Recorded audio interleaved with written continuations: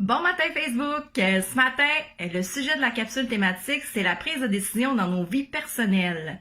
Donc, peut-être que présentement, vous avez des décisions à prendre dans vos vies, peut-être que vous visualisez des décisions qui s'en viennent, ou vous en avez déjà pris dans votre vie par le passé, puis vous étiez peut-être dans un dilemme de vous dire « Oh, mais qu'est-ce que je fais? Comment je choisis? Où est-ce que je vais? Je me sens perdu un peu, ambivalent dans tout ça. » Donc, c'est ce qu'on va voir ce matin, comment prendre des décisions dans nos vies personnelles.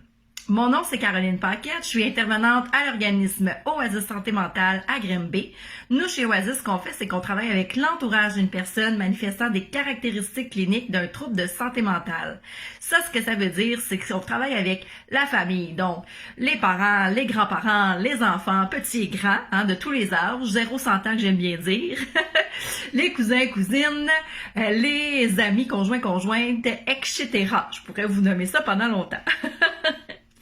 Donc, la prise de décision dans nos vies personnelles. À main levée, même si vous êtes à la maison, qui ici a déjà eu des décisions à prendre? J'espère que vous avez tous levé la main, parce qu'habituellement, on est tous maîtres de notre vie. Du pouvoir, on en a sur nos pensées, nos perceptions et nos actions. Donc, on a tous des décisions à prendre un jour ou l'autre dans notre vie. Pour certains, les décisions, en fait, puis ça, je veux le clarifier, c'est que prendre une décision, pour certains, ça va être plus difficile que pour d'autres, mais prendre une décision, peu importe le contexte, il n'y a pas de contexte plus difficile pour prendre une décision qu'un autre.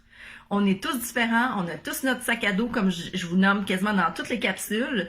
Donc, pour toi, peut-être que quelqu'un dans sa vie a une décision à prendre, puis tu te dis, c'est tellement facile, moi je ferais telle chose, mais pour la personne à ce moment-là, la décision peut être compliquée, parce que ça vient jouer dans ses valeurs, dans ses peurs, dans ses perceptions, dans ses émotions, etc. Donc, ça vient jouer dans qui elle est au complet.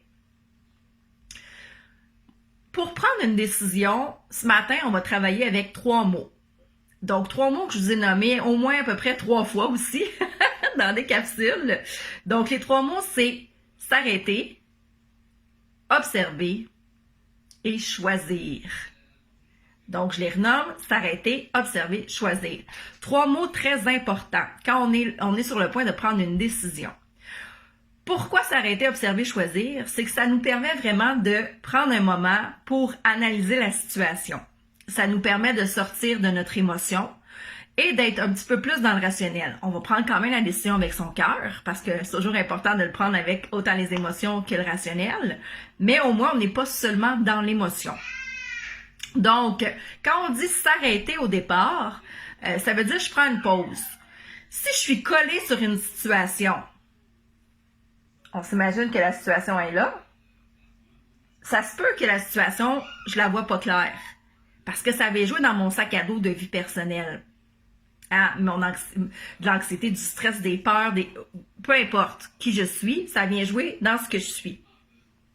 S'arrêter, ça permet de prendre un certain recul et de mieux observer la situation, de mieux comprendre ce qui se passe présentement.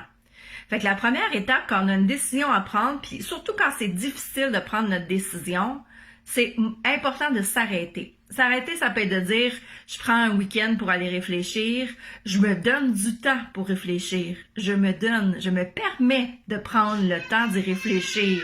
Ça, c'est important. Comme je vous dis, c'est mon garçon qui crie en arrière, inquiétez-vous pas, tout va bien, tout est sous contrôle.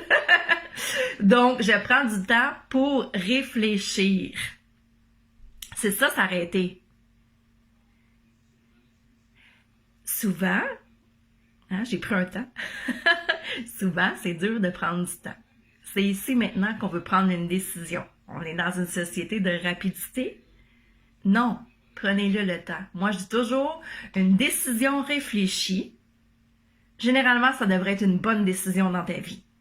Peu importe la tournure, même si la décision, ça va peut-être pas dans le sens que tu voudrais, ça reste que tu as pris le temps d'y réfléchir, puis éventuellement, il y a quelque chose de bien qui va arriver.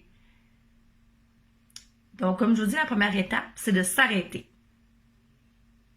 La deuxième étape, c'est d'observer.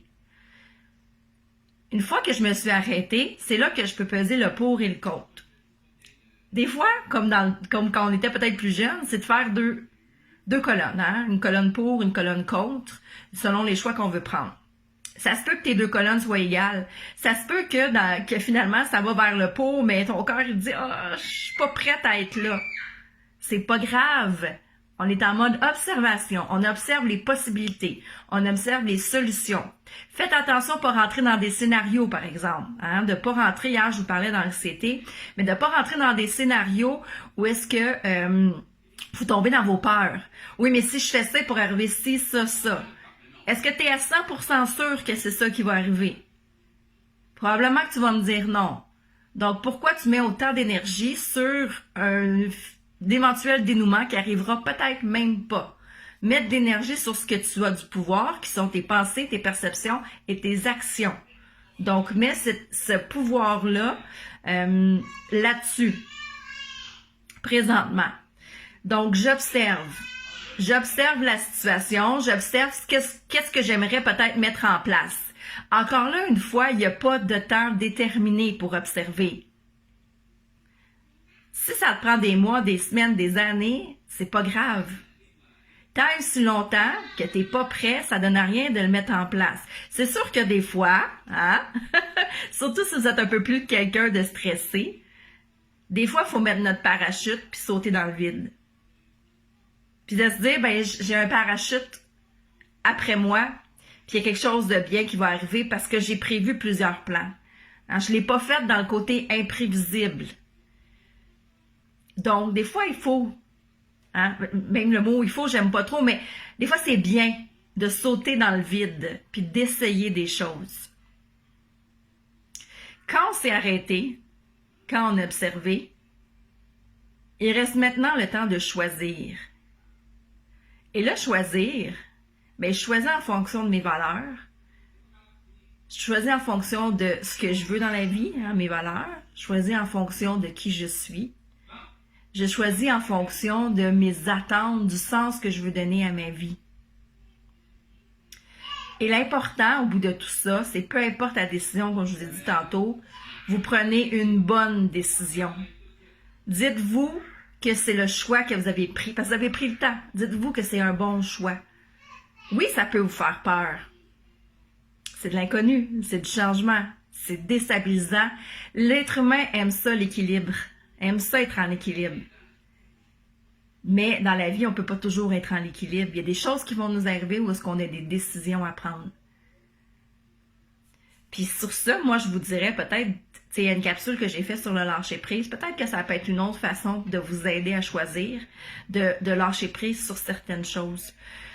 Parce que dans l'observation, c'est bien aussi, je reviens sur l'observation, c'est bien aussi de prendre le temps de se dire, ça vient jouer dans quelle de mes valeurs, dans quelle de mes peurs.